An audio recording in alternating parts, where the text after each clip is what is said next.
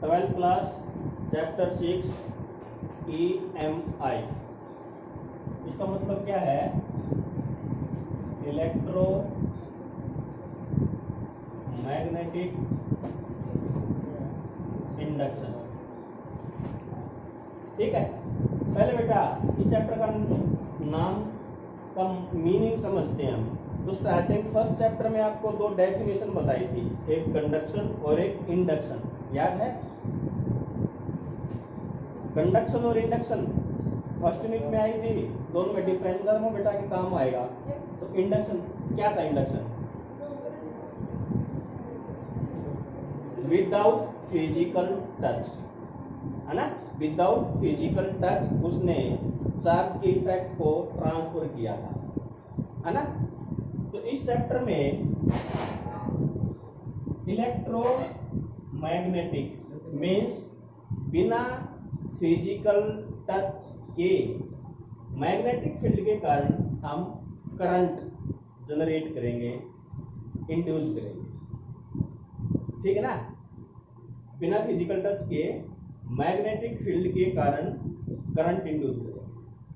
Okay, ठीक है। और पूरा का पूरा चैप्टर इसी कॉन्सेप्ट पे चलेगा। ठीक है।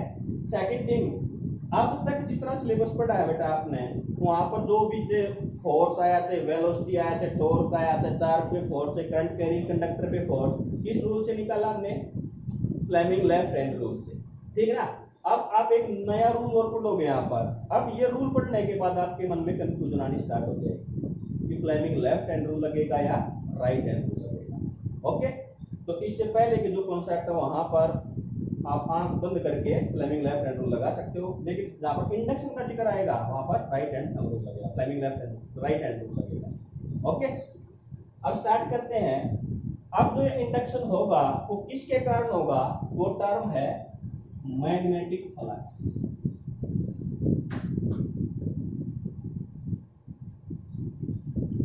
क्या है? Magnetic flux. इलेक्ट्रिक फ्लक्स पढ़ के आए थे। जब इलेक्ट्रिक फ्लक्स पढ़ाया तो वहां पर मैंने एक बात याद रखने की बताई थी, याद है किसी को? कि मैग्नेटिक फ्लक्स के कारण जब हम गॉस थ्योरम अप्लाई की थी तो वहां पर एरिया वेक्टर निकालते थे हमेशा। वो एंगल इंपॉर्टेंट था हमारा, उस एंगल पे ही हमारे सारे डेरिवेशन हुए थे। सेम यहाँ पर भी होगा। ठीक है। तो इलेक्ट्रिक फ्लक्स क्या था? Number of electric field line crossing per unit area. ये मैग्नेटिक फ्लक्स क्या होगा? Number of magnetic field line crossing per unit area. ठीक है, इसकी definition, number of magnetic field line crossing per unit area. कि किसी भी एरिया से कितनी मैग्नेटिक फील्ड लाइंस क्रॉस कर रही है वो क्या बनेगा? हमारा फ्लक्स। तो phi is equal to B dot. अब वैसे तो एरिया क्या है? एक स्केलर क्वांटिटी है, लेकिन हम यहाँ पर वेक्टर ले रहे हैं। तो एरिया को एरिया वेक्टर बनाने के लिए क्या करना पड़ेगा वो बता के आए थे हम। क्या? एरिया वेक्टर, है ना? एरिया वेक्टर क्या था? हमारा यूनिट वेक्टर था और उससे मल्टीप्लाई किया था मैंने, तो हमारा एरिया वेक्टर बना था। ओके, इसको मैं एक्सपेंड करके लिखूंगा तो क्या जाएगा बेटा मेरा? B A cos theta. जब किन्हीं भी दो वेक्टर का हम डॉट प्रोडक्ट लेते हैं तो क्या यूनिट आती है? वो क्या क्वांटिटी कैसी आती है? Scalar. It means flux is a scalar quantity. Next, इसकी SI यूनिट इज वेपर। ठीक है, and CGS unit is Maxwell. Okay, and what is the relation between Weber and Maxwell? So 1 Weber is equal to 10 raised to 8 Maxwell. ठीक है। अब एक चीज बची बेटा, क्या? Dimensional formula. अब डायमेंशनल फार्मूला कैसे निकाल लोगे आप? इसका बेसिक फार्मूला आपके सामने है। मैग्नेटिक फील्ड का निकाल के आए थे, मैग्नेटिक फील्ड को क्या करोगे, एरिया से मल्टीप्लाई कर दोगे तो हमारा किसका आ जाएगा, फ्लक्स का आ जाएगा। ठीक है, अब बी का डायमेंशनल फार्मूला यदि आपको याद नहीं है तो बी की बेसिक इक्वेशन कौन सी यूज की थी मैग्नेटिक फ्लक्स निकालने के लिए, F is equal to Q V B, है ना। तो F का मैं क्या पुट कर दूंगा, B की जगह F by Q B, B is equal to आएगा ना इनटू एरिया। पुट करो, फोर्स की क्या है बेटा, M L 3-2 इनटू एरिया की L2 upon charge AT velocity LT-। ठीक हो, इसको सोल्व कर दो, सोल्व करके निकाल दोगे तो this is the dimensional formula of magnetic. ठीक है, तो फ्लक्स के बारे में इतना बेटा 2 मार्क्स के लिए पूछा जा सकता है। व्हाट इज मैग्नेटिक फ्लक्स, ऐसा unit, CGS unit, scalar vector quantity and dimensional formula.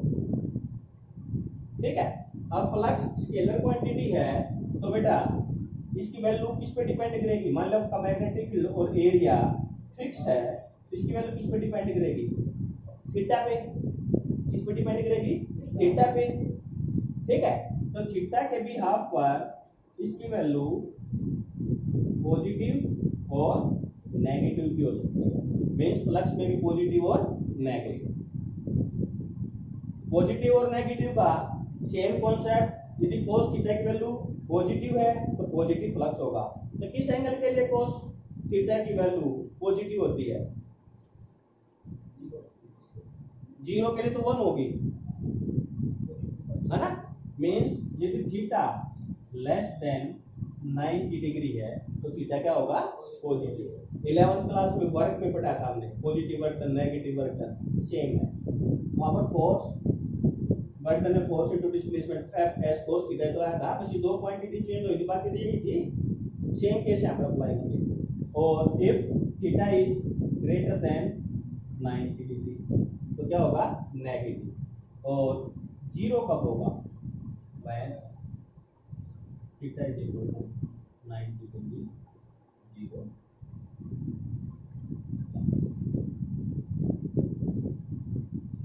ठीक है, तो फ्लक्स के बारे में किसी को प्रॉब्लम नहीं, तो इससे आगे नेक्स्ट टॉपिक है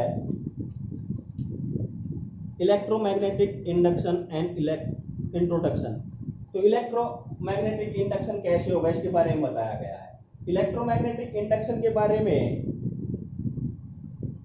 सबसे पहले किसने बताया, क्या एक्सपेरिमेंट किए, तो ये बेटा फैराडेज एक्सपेरिमेंट।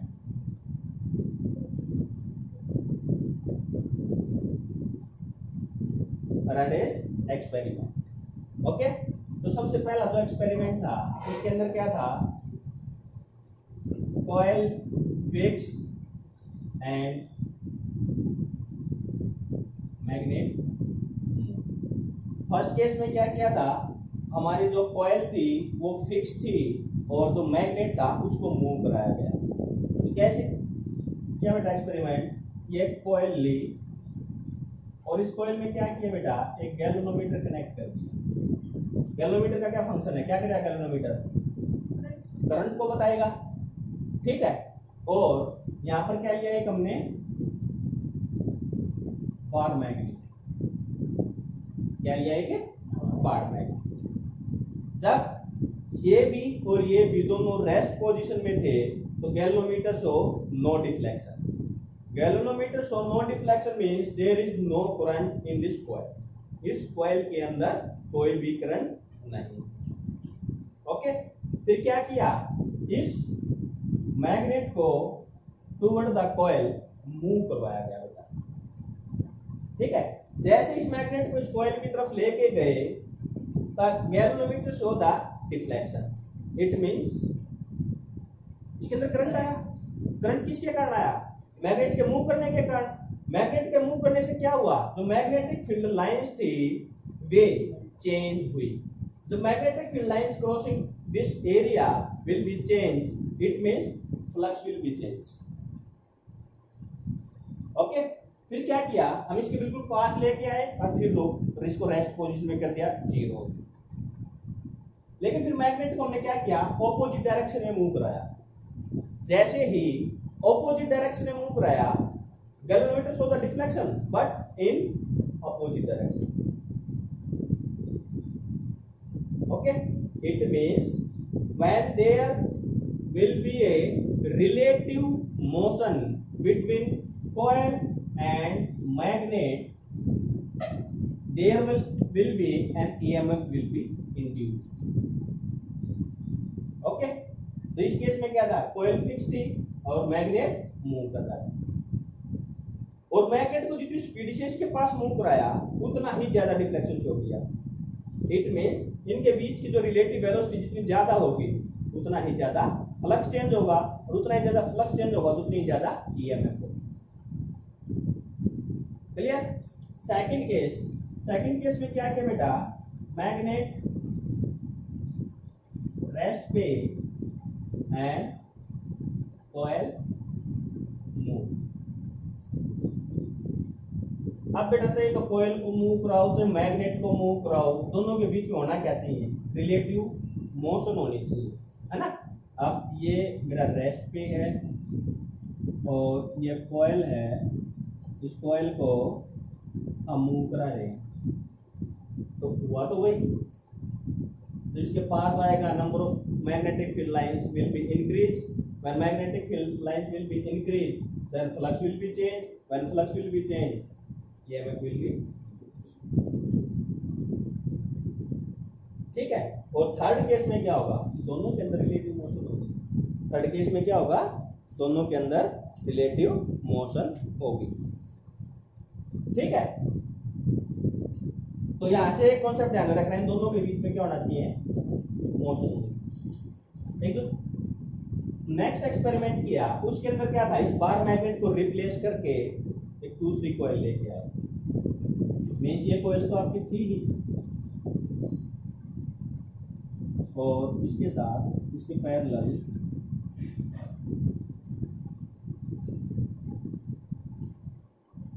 एक कॉइल है। ठीक है, अब कोई मैग्नेट नहीं है ना, और इन दोनों के बीच में मोशन भी नहीं करवाई। मींस इस केस में इनके बीच में relative velocity, relative motion zero, दोनों रेस्ट पे। लेकिन अब क्या हुआ, जब इस की को क्लोज किया, जब इस की को क्लोज किया then the current will be increase 0 to maximum, when the current will be increased magnetic field will be increased, when magnetic field will be increased number of magnetic field lines crossing this area will be increased, means flux change हुआ, and the galvanometer show the deflection। कब तक show किया, जब तक इसके अंदर current constant नहीं हुआ, इसके अंदर करंट कांस्टेंट नहीं हुआ। जैसे ही करंट कांस्टेंट हुआ तो फ्लक्स चेंज नहीं हो रहा ना, कांस्टेंट हो जाएगा। मान लो 1000 मैग्नेटिक फील्ड लाइंस क्रॉस कर रही हैं तो ये कांस्टेंट रहेगी, ठीक है ना। फिर क्या किया, इस की को ओपन कर दिया, जैसे ही की को ओपन करेंगे तो current will be decrease maximum to 0, फिर चेंज हुआ, और चेंज हुआ तो फिर इसने डिफ्लेक्शन शो। ओके, तो इन तीनों एक्सपेरिमेंट से क्या कंक्लूजन निकला कि कॉइल से जो फ्लक्स है वो फ्लक्स चेंज होना चाहिए। कॉइल से जो फ्लक्स है, flux means number of magnetic field lines, जितनी भी मैग्नेटिक फील्ड लाइंस है वे क्रॉस कर रही हैं, वे चेंज होनी चाहिए। अगर वे चेंज करेंगी तो ईएमएफ इंड्यूस होगी। ठीक है, इसमें किसी को प्रॉब्लम नहीं। तो नेक्स्ट टॉपिक है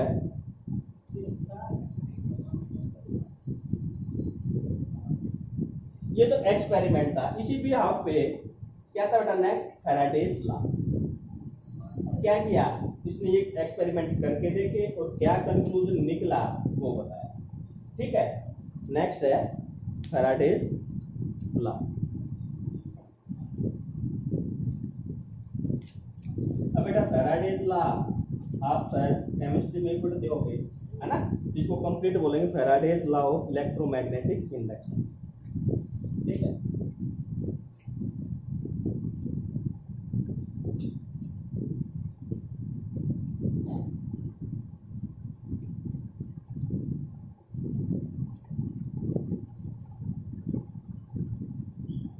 ठीक है। अब जो कंक्लूजन निकला है इन तीनों केस में वही फैराडेज लॉ। इन तीनों में क्या निकला कि rate of change of flux, कि फ्लक्स जिस रेट से चेंज होगा वही क्या होगी इंड्यूस्ड ईएमएफ। ओके, तो मैं लिख दूंगा इसकी डेफिनेशन क्या लिखोगे, according to Faraday's law of electromagnetic induction the rate of change of magnetic flux is directly proportional to the induced EMF, है ना। तो induced EMF E is directly proportional to rate of change of flux को क्या लिख सकता हूं मैं D phi by D T, है ना। फाई क्या flux, D by D T rate of change, तो E is equal to E directly proportional to D phi by D T. और यदि प्रोपोर्शनलिटी को साइन कराएंगे तो कोई ना कोई कांस्टेंट आएगा, ठीक है। और यदि नंबर ऑफ टर्न्स, ये वन टर्न के लिए है, यदि नंबर ऑफ टर्न्स है n तो यह जाएगा बेटा डी फाई बाई डी, ठीक है। अब बेटा यहाँ पर एक और लॉ आता है, लेंज लॉ। यहाँ पर कंफ्यूजन होगी, जस्ट इससे पहले एक वर्ड ऐसा ही सुना था, याद है, साइक्लोट्रॉन से पहले लॉरेंज लॉ, और ये लेंज लॉ, ठीक है ना। ये लेंज लॉ क्या कहता है कि ईएमएफ इंड्यूस तो होगी, लेकिन जो इसकी डायरेक्शन होगी वो डायरेक्शन क्या होगी, the direction of induced EMF is oppose the factor which is responsible for it। Lenz ने बताया कि जो इंड्यूस्ड ईएमएफ होगी उसकी डायरेक्शन जो इसके लिए जिम्मेवार है, इसके लिए इंड्यूस्ड ईएमएफ के लिए उसका अपोज करेगी। अपोज करने का मतलब, फॉर एग्जांपल ये कॉइल है, इसके पास मैंने मैग्नेट को मूव कराया, है ना, तो इसके अंदर जो ईएमएफ इंड्यूस है उसके लिए कौन सा फैक्टर रिस्पॉन्सिबल है, the motion of the magnet, the magnet coming near to the coil, है ना। इसका अपोज क्या होगा, यदि कोई आपके पास आ रहा है, मान लो कि आपके पास कुत्ता आपके पास आ रहा है, उसका अपोज क्या करोगे, उसको दूर भगाओगे, वही तो तुम अपोज होगा, है ना। तो इस बार मैग्नेट को क्या करूंगा मैं, इसका अपोज दूर। तो इसके अंदर जो इंड्यूस्ड ईएमएफ होगी वो क्या करेगी, उसकी डायरेक्शन इस तरह से होगी कि उसका अपोज करे। अपोज कैसे करेगा, यूथ के तो भागेगा नहीं, कैसे करेगा, for example north pole is coming near to the coil, okay, then the direction of the induced EMF in this loop in such a way it will behave as a north pole. Means इस coil के अंदर जो current आएगा वो इस तरह से आएगा कि ये क्या करेगा, नॉर्थ पोल का काम करेगा। नॉर्थ पोल का काम कब करेगा, ये जब एंटी क्लॉकवाइज होगी, इट मींस इसके अंदर क्या आएगी, एंटी क्लॉकवाइज करंट की डायरेक्शन आएगी। जैसे एंटी क्लॉकवाइज करंट आएगा नॉर्थ पोल की तरह काम करेगा। अब नॉर्थ टू नॉर्थ को क्या करेगा, रिपेल करेगा, तो अपोज हो गया ना, हो गया ना अपोज। सेम इसी तरह से यदि आप इस मैग्नेट को इससे दूर लेके जा रहे हो, इसका अपोज क्या होगा, दूर जाएगा, इसके पास आए, दूर का अपोजिट वर्ड क्या होगा, नजदीक है, बड़े होगा थर्ड फोर्थ फिफ्थ क्लास में। तब ये बार मैग्नेट से दूर जा रहा है तो इसकी टेंडेंसी क्या होगी, इसको पास बुलाए। पास कैसे बुलाएगा, ये साउथ पोल की तरफ बिहेव करेगा, और साउथ पोल की तरफ बिहेव करने के लिए डायरेक्शन क्या होगी, क्लॉकवाइज, ठीक है ना। जैसे क्वेश्चन आएंगे बेटा कि आपको एक लूप दे दिया, बार मैग्नेट को लेके आया, व्हाट इज द डायरेक्शन, तो ये कॉन्सेप्ट याद रखना है कि किस फैक्टर के कारण ईएमएफ इंड्यूस हो रही है, और जिस फैक्टर के कारण ईएमएफ इंड्यूस हो रही है उसका अपोज। ओके, इसी कॉन्सेप्ट के कारण यहां पर क्या प्रूफ किया इसने, नेगेटिव साइन। मींस जो एग्जैक्ट फार्मूला बनाया E is equal to minus D phi by D T. तो what is the significance of this negative sign, ठीक है ना। This negative sign show that the direction of induced EMF is opposite to the factor for which is responsible for it. और इसका कई बार Lenz law 1 mark में पूछ लिया था, व्हाट इज लेंज लॉ, और पूछा नहीं जाएगा तो आपके पास ट्यूशन आएंगे ऐसे, इस टॉपिक के बाद ट्यूशन कराऊंगा मैं, जब देखना आपको देखने को मिलेगा, बार बार ये कॉन्सेप्ट। ठीक है, या तो कोई प्रॉब्लम? चलो आगे। तो नेक्स्ट टॉपिक है motional EMF from Faraday's law.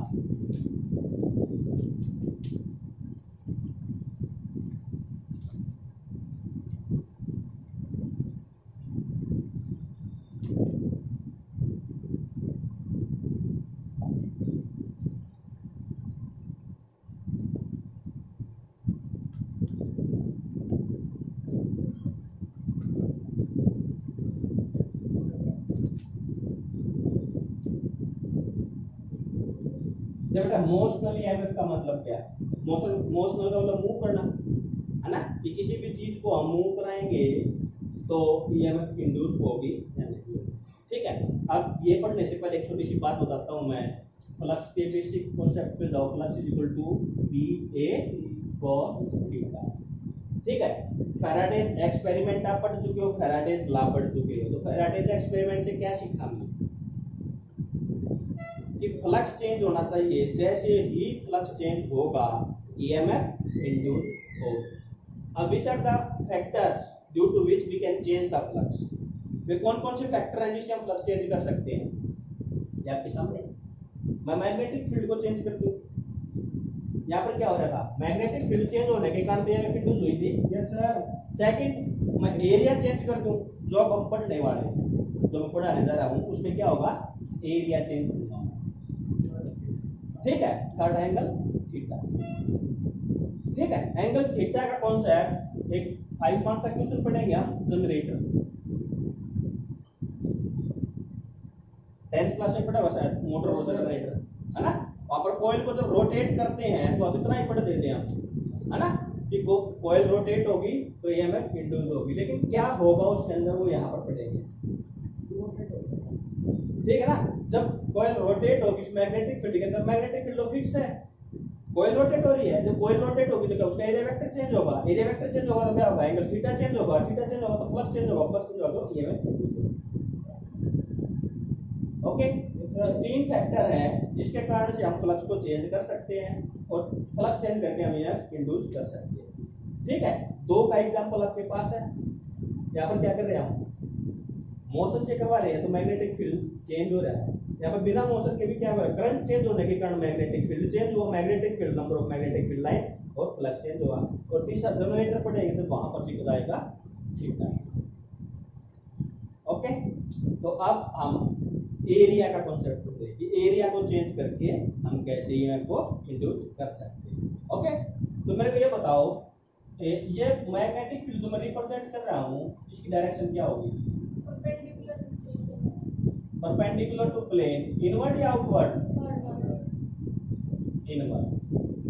चलो ठीक है बेटा, मैंने मान लिया कि यहाँ पर magnetic field perpendicular to plane inward है और एक मेटल का इस तरह का कोई फ्रेम दिया मेटालिक।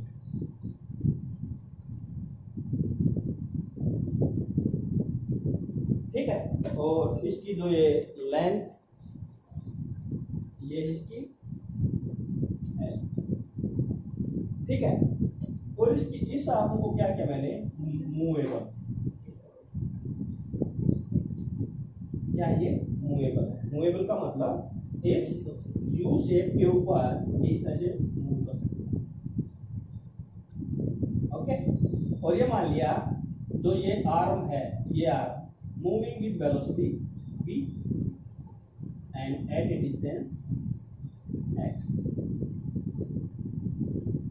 क्लियर, सारी बात क्लियर है? ये साइड कितनी है बेटा, l, कितने डिस्टेंस पे मूवेबल x, और किस वेलोसिटी से मूव कर रहा है v। अब एक बात तो सोचो, जैसे ही ये मूव करेगा, जैसे इस साइड मूव करेगा, इस साइड मूव करेगा, एरिया चेंज होगा कि नहीं होगा? एरिया चेंज होगा तो फ्लक्स होगा। ठीक है, यही बात निकाल लिया। चलो ठीक है, तो यहाँ पर सबसे पहले क्या मैं निकालूंगा, एरिया। तो बेसिक फार्मूला हमें क्या पता है, E is equal to D phi by D T, D phi by D T. अब फ्लक्स का formula B A cos theta, ठीक है। अब यहाँ पर थीटा की वैल्यू कैलकुलेट करो तो क्या आएगा, किस किस के बीच में,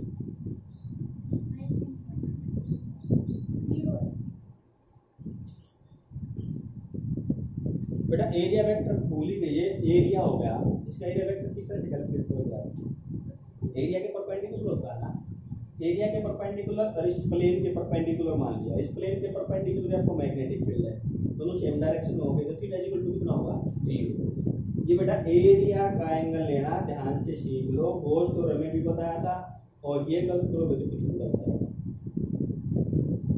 ठीक है। तो फ्लक्स हो गया मेरा B A cos theta, theta equal to 0, cos 0 की वैल्यू आगे पर, ठीक है। अब I is equal to B into A.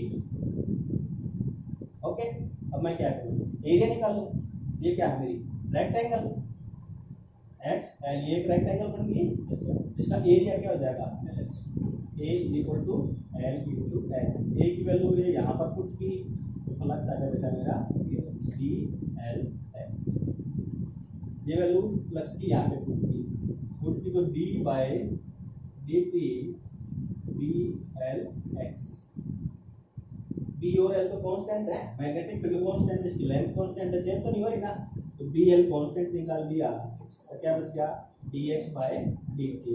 X क्या है distance, rate of change of distance और डिस्प्लेसमेंट किसके इक्वल होगा, वेलोसिटी के इक्वल, तो इसकी जगह मैं क्या लिख सकता हूँ वेलोसिटी।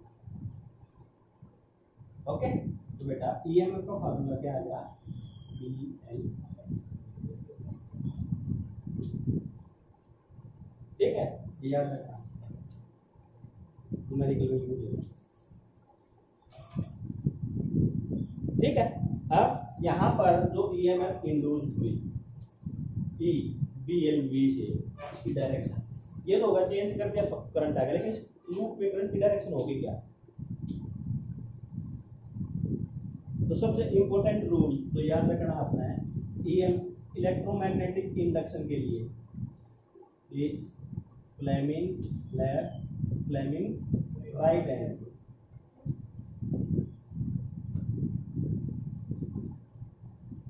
फ्लेमिंग राइट हैंड, ठीक है। तो जिस तरह से हमारा लेफ्ट हैंड था as it is right hand, क्या according to Fleming right hand rule, if we stretch our thumb, first finger and middle finger mutually perpendicular to each other, then तो वही चीज है बेटा, thumb first finger and middle finger, ठीक है। अब देखो जो फर्स्ट फिंगर बेटा दोनों में कॉमन है, तो किसी को बताइए बेटा मैग्नेटिक फील्ड, ठीक है ना, और जो थंब बताएगा बेटा मोशन,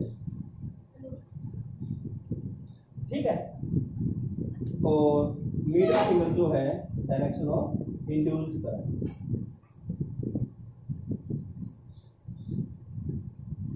ठीक है। अब याद रखने का तरीका कंपैरिजन देखो बेटा, अब मैं यहाँ पर लिख रहा हूँ फ्लेमिंग लेफ्ट हैंड रूल, ठीक है ना, इसमें भी क्या था thumb first finger and middle finger, तो फर्स्ट फिंगर देखो दोनों में क्या मैग्नेटिक फील्ड, वहां पे बेटा थंब किस चीज को रिप्रेजेंट कर रहा था, फोर्स को रिप्रेजेंट कर रहा था, और ये डायरेक्शन ऑफ करंट, ठीक है। देखो फर्स्ट फिंगर दोनों में कॉमन, फर्स्ट फिंगर दोनों में कॉमन, अब मिडिल फिंगर देखो बेटा करंट यहाँ पर भी है, करंट यहाँ पर भी, फर्क कितना है, ये इंड्यूस्ड करंट है और यहाँ पर सिंपल करंट, इसलिए याद कर सकते हो ना कि मिडिल फिंगर किसको बताएगी, करंट को बताएगी, और राइट हैंड में वो इंड्यूस्ड करंट हो जाएगा और लेफ्ट हैंड रूल में करंट इन द कंडक्टर हो जाएगा। अब तीसरी चीज बेटी बेटा फोर्स और वेलोसिटी। अब देखो किसी भी ऑब्जेक्ट पर जब हम फोर्स अप्लाई करेंगे, किसी भी ऑब्जेक्ट पर यदि हम फोर्स अप्लाई करेंगे तो मूव करेगा ना, अगर मूव करेगा तो क्या होगा, उसको कोई वेलोसिटी होगी, इसलिए force is replaced by velocity, motion या वेलोसिटी। ओके क्लियर, याद रह जाएगा, कंफ्यूजन से बचोगे। तो फर्स्ट फिंगर याद होगी, सेकंड फिंगर याद होगी। अब थंब में है तो लेफ्ट का आपको याद है फोर्स, और किसी भी ऑब्जेक्ट पे फोर्स लगा तो मूव करेगी, उसकी कोई वेलोसिटी होगी। ओके अब बेटा इस पर आप यदि करंट की डायरेक्शन निकालना चाहो फ्लेमिंग राइट हैंड रूल से, कैसे अप्लाई करेंगे? ये हमारा राइट हैंड है, म्यूचुअल परपेंडिकुलर करने बेटा, मैग्नेटिक फील्ड क्या है, अंदर की तरफ है, फिगर किसी को रिप्रेजेंट करेगी, मोशन को, दिस साइड मोशन है तो करंट क्या है, डाउनवर्ड, है ना। तो इस कंडक्टर के अंदर करंट आया बेटा, ठीक है। अब ये लूप पूरा करेगा, किसी भी एक साइड पर अप्लाई कर दो आप, खासकर तो मूव कर दिया। अब ये इसमें दिस आर्म में क्या आएगा, इस डायरेक्शन में, इसमें क्या आएगा, इस डायरेक्शन में, हो गया लूप पूरा, करंट इसके अंदर। तो जब आप एमसीक्यू या कंपटीशन में बैठोगे तो इस टाइप का कोई भी लूप दिया करंट पूछेगा, इसके कारण पूछेगा तो लेंथ ला था, इसमें करंट की डायरेक्शन पूछेगा, इस कॉन्सेप्ट में पूछेगा, दूर जा रहा है उधर है, इस तरह से, ठीक है ना। तो इतना याद रखना है, ओके।